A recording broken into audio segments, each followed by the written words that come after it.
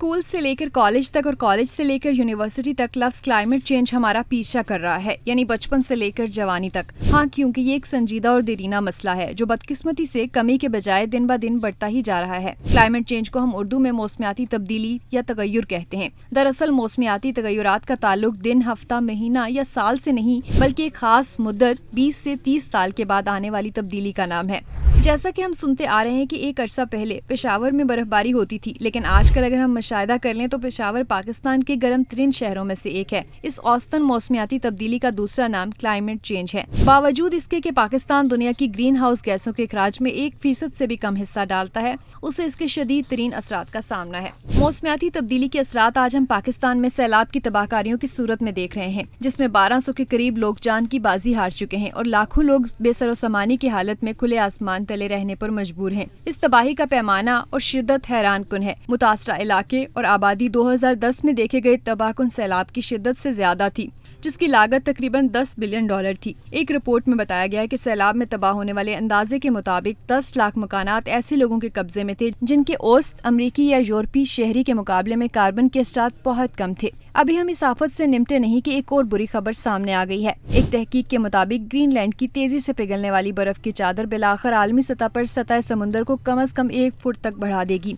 जो पहले की गई पेशगोई से 2 गुना ज्यादा है।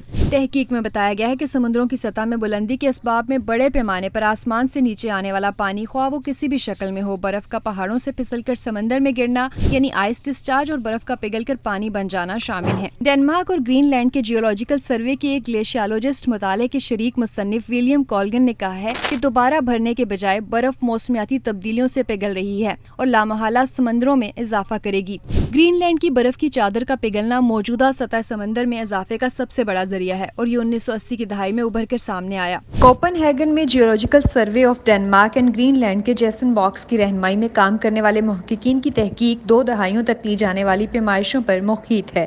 मुहक्किकीन का कहना है कि अगर पूरी दुनिया आज फॉसिल ईंधन जलाना बंद कर दे तब भी ग्रीनलैंड में 10,000 खरब टन बर्फ पिघल जाएगी। गुज़िश्ता साल के बैनुल-अक़वामी पैनल ऑफ क्लाइमेट चेंज की रिपोर्ट ने 2 से 5 इंच की हद का तखमीना लगाया है कि मुमकिना तौर पर ग्रीनलैंड की बर्फ पिघलने से 2100 तक समंदर की सतह में इजाफा होगा। साइंसदानों ने इस तहकीक के लिए जो कुछ किया है वो बर्फ को तवाज़ुन में देखना था। एक तवाज़ुन में ग्रीनलैंड के पहाड़ों में बर्फबारी होती है और ग्लेशियर्स के अतराफ को दोबारा चार्ज और मोटा करती है, जो किनारों पर पिघल रही है। इसमें तवाज़ुन पैदा करती है, लेकिन पिछली चंद दहाइयों में दोबारा भराई कम और ज्यादा पिघलने से अदम तवाज़ुन पैदा हो रहा है। सतह समुद्र बुलंद होने से पाकिस्तान का सूबा बलोचिस्तान और सिंध मुतासिर हो सकते हैं। इस तहकीक के बाद हमारी हुकूमत और रियासती इदारों को आने वाले वक्त के लिए अभी से तैयारी शुरू कर देनी चाहिए ताकि पाकिस्तान को तबाही से बचाया जा सके। और इस तबाही से बचने के लिए डैमों की तामीर बहुत जरूरी है। पाकिस्तान में पिछले तकरीबन 40 सालों में आपस में इख्तिलाफात की वजह से डैम नहीं बन सके, जिसकी वजह से पानी जहीरा नहीं किया जा सकता, जो कि सैलाब की सूरत में तबाही फैलाता है।